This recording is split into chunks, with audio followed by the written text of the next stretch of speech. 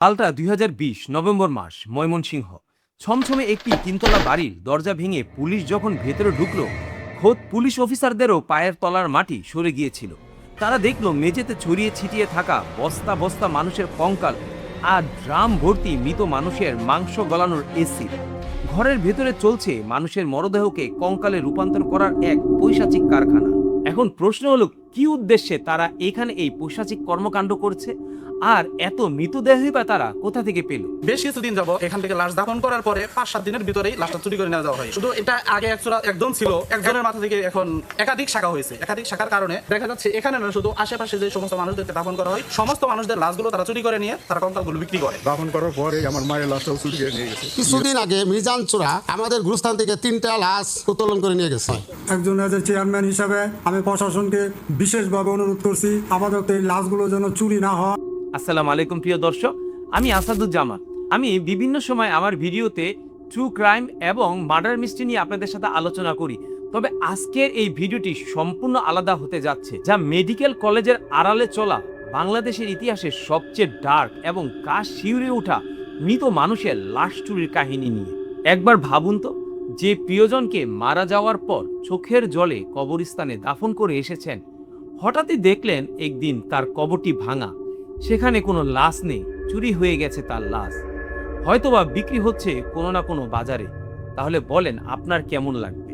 এটি কোনো সিনেমার থ্রিল মুভির ঘটনা নয়, এটি খোদ বাংলাদেশে ঘটে যাওয়া ময়মনসিংহের একটি সত্যি ঘটনা। সালটি ২০২০, ১৫ই নভেম্বর। ময়মনসিংহের কোতোয়ালি মডেল থানার পুলিশের কাছে একটি গোপন খবর আসে। শহরের আরেকে মিশন রোডের 3তলা ভবনের নিচতলায় অদ্ভুত এবং সন্দেহজনক কিছু কর্মকাণ্ড চলছে। এই খবর শুনে পুলিশ আর দেরি না করে রাতের অন্ধকারে অভিযান চালায় সে বাড়িটিতে। ঘরের দরজা ভেঙে যখন পুলিশ ঘরের ভেতরে ঢুকলো, তখন তাদের চোখ কপালে উঠে গেল। তারা যা দেখলো তার জন্য তারা মোটেও প্রস্তুত ছিল না।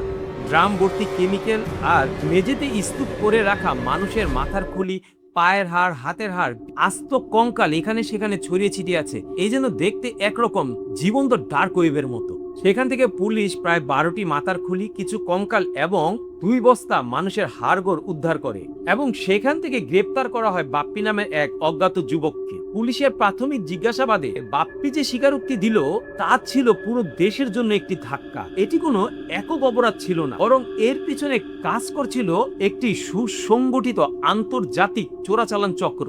চক্রের কিছু সদস্যদের কাজ ছিল তারা দেশের প্রত্যন্ত অঞ্চলের বিভিন্ন কবরস্থানকে টার্গেট করা এবং বিশেষ করে সেখানকার বেওয়ারিশ লাশ এবং সদ্য দাফন হওয়া যে কবরগুলি আছে সেগুলিকে তারা টার্গেট করতে এবং রাতের আধারে সেখান থেকে তারা লাশ চুরি করত। কিভাবে তারা এই লাশগুলি চুরি করত বা কার সহায়তা লাশগুলি চুরি করত এবং চুরি করার পর সেই লাশগুলিকে কিভাবে কঙ্কালে রূপান্তর করতো তা আমরা জানবো আরেকটু পরে। তবে এখন জানাবো ইন্টারন্যাশনালি এই কঙ্কালগুলির চাহিদা কেমন। চিকিৎসা বিজ্ঞানের উন্নতির সাথে সাথে সারা পৃথিবীতে মেডিকেল কলেজগুলির সংখ্যা দিনে দিনে বাড়তে থাকে। WHO ওয়ার্ল্ড হেলথ অর্গানাইজেশনের মতে সারা পৃথিবীতে প্রায় ৪,৩৫০টিরও বেশি মেডিকেল স্কুল এবং কলেজ রয়েছে এবং সেই সব মেডিকেল কলেজে শিক্ষার্থীদের অ্যানাটমি শেখানো হয়। আর এই মেডিকেল কলেজের শিক্ষার্থীদের অ্যানাটমি শেখানোর জন্য তাদের প্রচুর পরিমাণে লাশ এবং কঙ্কালের প্রয়োজন হয়। সারা পৃথিবীর চাহিদার বিশাল একটি অংশের লাশ ও কঙ্কাল আসে ভারতের কলকাতা থেকে। আর এই কলকাতা থেকে প্রতি বছর প্রায় ৬০,০০০ মানুষের লাশ এবং কঙ্কাল ইউরোপ, আমেরিকা এবং জাপানে তারা রপ্তানি করে থাকেন। আর বাজার মূল্য $4,20,00,000, যা বাংলাদেশি টাকায় প্রায় 512,40,00,000 টাকা। ২০০১ সালে ইয়াং ব্রাদার্স নামের একটি প্রতিষ্ঠান প্রায় 3 ট্রাক ভর্তি কঙ্কাল, হাড়গোড় এবং মানুষের মৃতদেহ ইউরোপ, আমেরিকা এবং সিঙ্গাপুরে পাঠান। একবার ওই বছরই এই ইয়াং ব্রাদার্সেরই একটি চালান পুলিশের হাতে ধরা পড়েছিল। সেখানে মাত্র 100টি কঙ্কাল ছিল, যেটা কিনা তারা যুক্তরাষ্ট্রে পাঠাতে যাচ্ছিল। আর ওই সময় পুলিশের কাছে তারা ধরা পড়ে।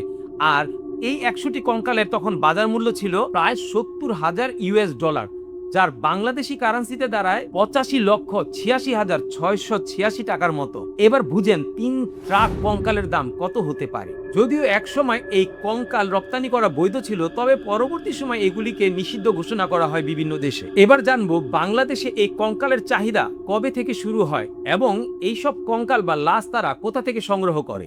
সালটা 1835। তখন এই বাংলাদেশ ব্রিটিশ ভারতের অংশ ছিল। কলকাতা মেডিকেল কলেজ ছিল তখন উপমহাদেশের সর্বপ্রথম আধুনিক মেডিকেল কলেজ। তখন এই চিকিৎসা শেখানোর জন্য শিক্ষার্থীদের লাশ কাটা হতো, আর এই প্রক্রিয়াকে বলা হয় ডিসকাশন। আর এই লাশগুলি তারা তখন সংগ্রহ করতো যখন তাদের মেডিকেল কলেজে কোনো বেয়ারিশ লাশ আসতো, সেই লাশগুলি তারা রেখে দিত এবং পরবর্তীতে তারা তাদের গবেষণার কাজে এগুলিকে ব্যবহার করত। এমনকি তখন ব্রিটিশরাও স্থানীয় গোরখোদকদেরকে টাকার বিনিময়ে লাশ চুরি করে আনতে বলতো। ধীরে ধীরে ঢাকায় মেডিকেল কলেজও চালু হতে শুরু করলো। প্রথমে ঢাকা মিটফোর্ড মেডিকেল কলেজ, যেটাকে আমরা স্যার সলিমুল্লাহ কলেজ নামে চিনি। পরবর্তীতে 1946 সালে ঢাকা মেডিকেল কলেজ স্থাপন করা হয়। তারপর দেশ স্বাধীন হওয়ার পর ধীরে ধীরে বাংলাদেশে মেডিকেল কলেজের সংখ্যা বাড়তে থাকে। 1971 সাল থেকে 80 সাল পর্যন্ত বাংলাদেশে বেশ কয়েকটি মেডিকেল কলেজ স্থাপন করা হয়। তার মধ্যে রাজশাহী, চট্টগ্রাম এবং ময়মনসিংহ মেডিকেল কলেজ স্থাপন করা হয়। আর তখন সেই সব মেডিকেল কলেজের অ্যানাটমি স্টুডেন্টদের শিক্ষার জন্য লাশ এবং কঙ্কালের চাহিদা কয়েক গুণ বেড়ে গেল। আর তখন স্থানীয় কিছু গ্রুপ শ্মশান এবং কবরস্থান থেকে রাতের আধারে লাশ তুলতো এবং দেশের বিভিন্ন মেডিকেল কলেজে সেগুলিকে বিক্রি করত। 80-র দশকের পত্রিকায় প্রায় ছাপানো হতো কবর থেকে লাশ উধাও বা লাশ চুরি হয়ে গিয়েছে। এমতো অবস্থায় সরকার কঙ্কাল এবং লাশ রপ্তানি সম্পূর্ণভাবে নিষিদ্ধ ঘোষণা করে। তবে এর আগে বাংলাদেশ থেকে কিন্তু এই লাশ বা কঙ্কাল বিদেশে রপ্তানি করা হতো, বিশেষ করে জাপান এবং ইউরোপের বিভিন্ন দেশে। এখন আমরা জানবো কেন বাংলাদেশে নিষিদ্ধ করা হলো এই কঙ্কাল। মূলত ধর্মীয় মূল্যবোধ, মানবাধিকার লঙ্ঘন এবং অনৈতিক ও বেআইনি কর্মকাণ্ড রোধ করতে 1985 সালে মানবদেহের অঙ্গ প্রত্যঙ্গ, লাশ এবং কঙ্কাল রপ্তানি নিষিদ্ধ করে। এখন আমরা জানবো কবর থেকে তুলে আনা সেই লাশগুলোকে কিভাবে কঙ্কালে রূপান্তর করতে। বাপ্পি পুলিশকে জানায় সারা বাংলাদেশে লাশ চুরি করার তাদের বিশাল এক সিন্ডিকেট রয়েছে, যারা বিভিন্ন কবর থেকে রাতের আধারে গোরখদকদের ম্যানেজ করে তারপরে তারা লাশ চুরি করত। বিশেষ করে যেসব লাশগুলি বেওয়ারিশ কবর দেওয়া হতো এবং যেসব কবরগুলি সদ্য খোঁড়া হয়েছে, তারপর তারা সেই লাশগুলিকে নিজেদের আস্তানায় নিয়ে যেত এবং সেখানে বিভিন্ন রকমের অ্যাসিড এবং কেমিক্যালের মাধ্যমে সে লাশগুলিকে কঙ্কালে রূপান্তর করত। তারা প্রথমে লাশগুলিকে বিভিন্ন অ্যাসিডে ভিজিয়ে রাখতো, তারপর হাইড্রোক্লোরিক কেমিক্যালের মাধ্যমে হাড় থেকে মাংস আলাদা করা হতো।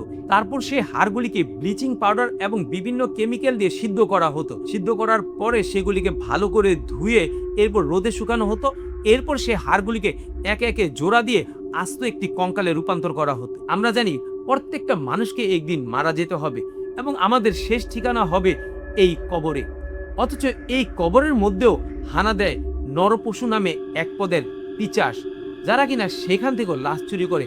যদিও সারা দেশে এই লাশ চুরি করা নিষিদ্ধ ঘোষণা করা হয়েছে, তারপরও সরকার এবং আইন শৃঙ্খলা বাহিনীর চোখের অন্তরাল থেকে তারা চালিয়ে যাচ্ছে এই ঘৃণিত অপরাধ। এর জন্য আমরা চাই যে তাদেরকে এমনভাবে শাস্তি দেওয়া হোক, এমনভাবে বিচার করা হোক যেন এগুলো দেখে পুরো জাতি, পুরো বাংলাদেশের মানুষ যেন এদের থেকে শিক্ষা পায়। একবার কল্পনা করে দেখেন তো, যে কবরস্থানে আমরা আমাদের আত্মীয়দের পরম শ্রদ্ধা ভরে চোখের জলে কবর দিয়ে এসেছি, অথচ সেই কবর হয়তোবা তার লাশটি নেই, চুরি হয়ে গেছে এবং বিক্রি হচ্ছে অন্যত্র কোনো এক বাজারে। প্রিয় দর্শক, আজকের মতো এই ভিডিওটা এখানে। ভালো লাগলে অবশ্যই লাইক এবং কমেন্ট করতে পারেন। আল্লাহ হাফিজ।